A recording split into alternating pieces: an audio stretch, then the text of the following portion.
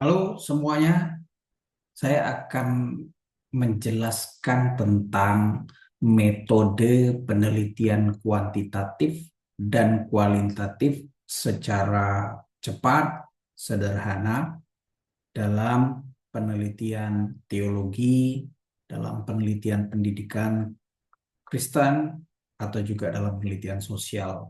Ini karena masih bisa terkait. Nah, saya awali dengan melihat tujuan penelitian menurut Prof. Sugiono. Ya, setidaknya ada 3 tujuan penelitian. Yang pertama, tujuan penelitian itu adalah pembuktian kebenaran teori atau verifikasi. Yang kedua, tujuan penelitian itu adalah penemuan atau menemukan informasi baru atau teori baru. Dan yang ketiga, pengembangan teori atau produk yang telah ada, informasi atau teori yang telah ada. Inilah 3 tujuan penelitian. Karena nanti penelitian itu berangkat dari 3 tujuan ini. Tapi akan saya jelaskan 2 ini saja, pembuktian dan penemuan. Nah, kita coba lihat ini adalah macam-macam metode penelitian. Kita mungkin lebih mudah mengenal 2 di antaranya dari 3 ini ya. Yang pertama adalah metode kuantitatif yang tujuannya, tujuan metode kuantitatif adalah pembuktian teori. Pembuktian teori dengan cara mengukur kuantitatif ya. Ini bicara angka. Jadi kita ingin menguji kebenaran suatu teori dengan cara mengukur. Berbeda dengan kualitatif. Kalau kualitatif itu tujuan penelitian menggunakan metode kualitatif adalah menemukan teori baru atau informasi baru. Ya, ini adalah tujuan penelitian kualitatif. Jadi eh, hasilnya nanti adalah deskripsi, ya, mendeskripsikan teori baru, mendeskripsikan informasi baru. Itu penelitian kualitatif. Dan yang terakhir adalah mixed method. Ini adalah kombinasi dari kuantitatif dan kualitatif. Nah, coba kita lihat kuantitatif, ada jenis penelitiannya lagi. Jadi, yang menggunakan metode kuantitatif atau yang bertujuan untuk menguji kebenaran teori dengan cara mengukur adalah jenis penelitiannya, salah satunya adalah studi deskriptif yang hanya akan mengukur satu variabel. Kemudian ada korelasional, tujuannya untuk mengukur pengaruh atau hubungan antar variabel. Yang berikutnya adalah eksperimental, mengukur penerapan variabel. Pada prinsipnya, 3 jenis penelitian ini tujuannya adalah menguji kebenaran teori yang telah ada. Ya, teori yang telah ada diuji kebenarannya ketika ditemukan masalah penelitian. Kalau kita pengen tahu apa itu masalah penelitian, bisa tonton video sebelumnya ya. Jadi setelah kita menetapkan masalah penelitian, artinya permasalahan yang memang bertentangan atau keadaan yang memang bertentangan dengan apa yang dikatakan teori. Nah, setelah kita menetapkan masalah penelitian ini, kita ingin menguji kebenaran teorinya. Tapi kalau kita ingin mengukur satu variabel saja, maka kita cukup meneliti dengan studi deskriptif. Tapi kalau kita ingin mengukur seberapa kuat variabel A mempengaruhi variabel Y, seberapa kuat hubungan variabel A terhadap variabel B atau topik A terhadap topik B, maka kita akan menggunakan uh, jenis penelitian korelasional. Dan berikutnya adalah eksperimental. Kita ingin mengukur penerapan satu program mungkin yang kita bisa sebut sebagai variabel. Nah, selanjutnya adalah kualitatif. Tadi tujuan penelitian kualitatif adalah menghasilkan informasi atau teori baru. Makanya dilakukan wawancara yang sangat baik untuk menggali informasi yang dalam, lengkap. Diperlukan observasi atau pengamatan yang sangat baik sehingga diperoleh informasi yang dalam dan lengkap. Tujuannya apa? Supaya kita mendapatkan teori baru, informasi baru lewat pengumpulan informasi-informasi berkualitas tadi. Dalam penelitian kualitatif ada beberapa jenis penelitian. Yang pertama studi deskriptif. Ini tujuannya mendeskripsikan satu variabel saja. Jadi ada satu variabel yang memang kita membutuhkan informasi secara mendalam karena informasi yang tersedia kurang. Dan ini menjadi sebuah kebutuhan. Maka dilakukan wawancara, observasi untuk dapat mendeskripsikan satu variabel. Studi kasus. Ini untuk mendeskripsikan satu fenomena sosial. Ya, fenomena sosial yang terjadi sesuatu yang aneh, yang tidak lumrah, tidak lazim. Tapi yang mau kita deskripsikan bukan fenomena yang tampak, tapi apa yang menyebabkan terjadinya fenomena itu. Ya, atau kasus itu. Lalu yang berikutnya adalah mendeskripsikan makna teks. Ini studi biblika. Jadi studi biblika di sini kita mengkaji teks asli, ya kita melakukan tindakan hermeneutik kepada teks, lalu kita akan hasilnya adalah mendeskripsikan makna teks. Kemudian studi literatur, kita mendeskripsikan teori, satu teori yang bisa kita jelaskan dengan mengkombinasi bermacam-macam literatur sehingga kita bisa menyajikan satu informasi yang lengkap tentang suatu teori. Intinya dari jenis penelitian kualitatif ini harus menghasilkan satu deskripsi informasi baru. Ini yang penting ya. Dan untuk yang berikutnya adalah mixed method, rancangan untuk R&D level 1 ya, tujuannya menghasilkan rancangan, dan R&D level 3 adalah tujuannya untuk menghasilkan pengembangan produk. Sudah ada produk tapi dilakukan upaya, dilakukan evaluasi ya sehingga dilakukan pengembangan sampai pada produk yang memiliki nilai signifikansi yang lebih baik, nilai efektivitas yang lebih baik. Ini kira-kira macam-macam metode penelitian. Coba kita kemudian lanjut melihat secara spesifik. Sekarang kita coba lihat satu persatu metode kuantitatif ya, metode penelitian kuantitatif. Tujuan metode kuantitatif, saya ulang sekali lagi, menguji kebenaran teori melalui pengukuran. Jadi tujuannya adalah menguji kebenaran suatu teori. Tapi mengujinya dengan cara diukur. Nah, ini dia. Selanjutnya, ciri-ciri permasalahan yang bisa kita teliti dengan metode kuantitatif ya adalah ketika masalah penelitian itu didasarkan pada keraguan terhadap suatu teori. Ya. Harus ada dulu dasar teori. Lalu kita melihat apa yang ada di lapangan tidak sesuai dengan apa kata teori. Contohnya, ya pertumbuhan gereja, kata teori, dipengaruhi oleh penginjilan.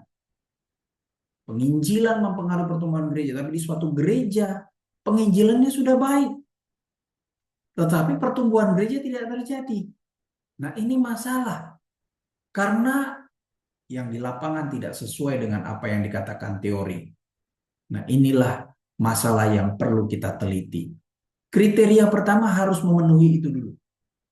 Yang kedua, masalah terjadi dalam populasi yang luas. Dan yang ketiga, masalah yang dapat didekati dengan metode kuantitatif. Topik penelitian dapat diidentifikasi dengan baik dan dapat diukur dengan data angka. Jadi terlihat pertumbuhan gereja. Bisa kita lihat dari pertumbuhan jumlah. Pertumbuhan rohani bisa kita lihat dari seberapa banyak jemaat memberi diri kemudian untuk melayani. Ya, ini semua terlihat sehingga dapat diteliti dengan metode kuantitatif. Tapi kalau pemahaman ya ini tidak bisa dinilai atau tidak bisa terlihat. Konsep, penilaian, perasaan itu tidak sesuatu yang dapat dilihat ya. Itu tidak bisa dengan metode kuantitatif. Selanjutnya, metode kuantitatif itu ini tadi sudah dijelaskan ya, ada studi deskriptif, menguji teori dengan mengukur nilai satu variabel, lalu korelasional kausal di antaranya. Jadi korelasional itu ada korelasional kausal, ada korelasional interaktif. Nah, apa itu studi deskriptif kuantitatif? Metode atau jenis penelitian studi deskriptif yang menggunakan metode kuantitatif, ini masalahnya ketidaksesuaian teori dengan apa yang terjadi di lapangan, itu yang pertama. Yang kedua, dari dua variabel tadi, ya contoh pertumbuhan gereja dengan penginjilan, kita mencurigai nilai atau keadaan satu variabel yang dipandang perlu untuk diuji atau diukur. Tadi di tempat penelitian kita menemukan bahwa penginjilannya sudah sangat baik, tetapi pertumbuhan gereja tidak terlihat. Lalu kita ingin mengukur satu variabel, kita mencurigai nilai pertumbuhan gereja. Jangan-jangan pertumbuhan gereja ini sebenarnya baik. Ya, kita mau mengukur satu variabel saja. Karena kita sudah melihat penginjilannya sudah baik. Tapi pertumbuhan gereja nilainya menurut pengamatan kita di awal ini tidak baik. Nah, kita mau mengukur, kita mau menguji untuk lebih jelasnya. Apakah memang tidak baik? Apakah memang baik?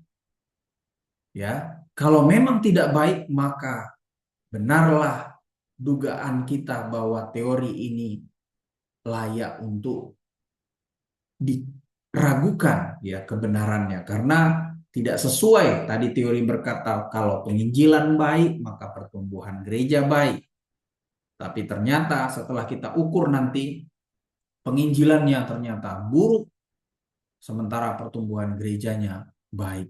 Nah, ini tidak sesuai. Atau sebaliknya, kalau pertumbuhan gerejanya rendah, penginjilannya sudah baik, dan kita ingin mengukur, saya ingin tahu apakah benar penginjilannya ini baik atau jangan-jangan tidak baik. Kita dapat mengukur penginjilannya.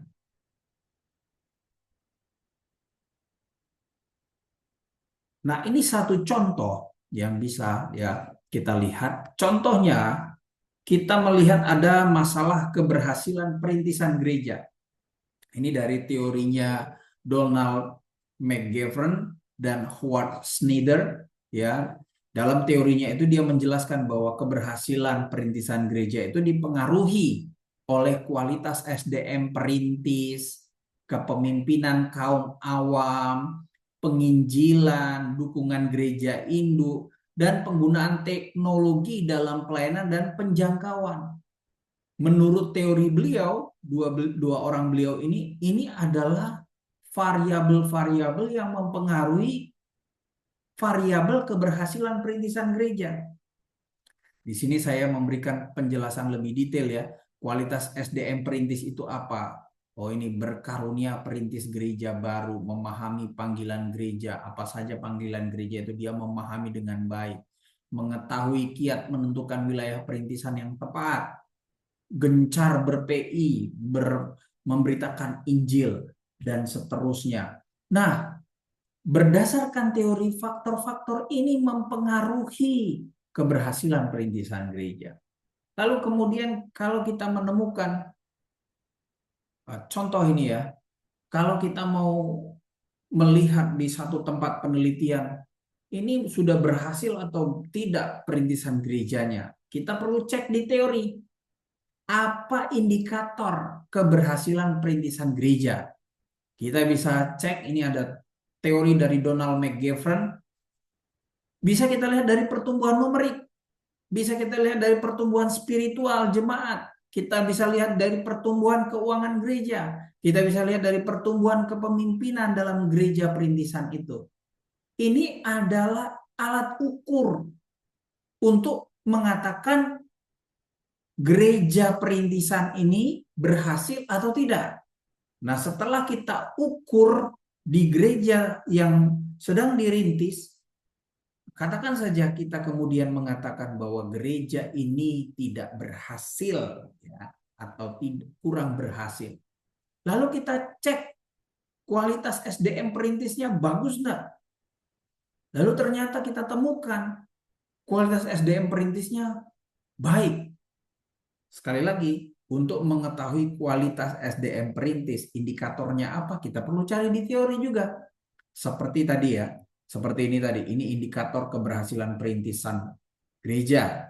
Nah, kalau kita sudah dapatkan indikatornya dan kita periksa kepada para perintis gereja ini kualitas SDM-nya, ternyata baik. Maka tidak sesuai apa yang teori katakan. Tadi teori katakan bahwa yang mempengaruhi keberhasilan perintisan gereja adalah kualitas SDM perintis. Kalau kualitasnya baik, maka pasti terjadi keberhasilan perintisan gereja. Sementara di satu tempat kita menemukan bahwa kualitas SDM-nya baik, tapi tidak terjadi keberhasilan perintisan. Ini masalah penelitian. Masalah yang layak untuk diteliti. Tapi untuk studi deskriptif, kita mungkin mau mengukur ini saja. Kita curiga. Jangan-jangan memang kualitas SDM-nya tidak baik. Sehingga memang pengen diukur untuk membuktikan benarkah teori ini yang mengatakan bahwa kualitas SDM perintis mempengaruhi keberhasilan perintisan gereja. Jadi mengukur satu variabel ini namanya studi deskriptif. Tapi kalau saya ingin mengetahui seberapa besar pengaruh variabel kualitas SDM perintis mempengaruhi keberhasilan perintisan gereja, ini yang tadi disebut penelitian korelasional. Ya.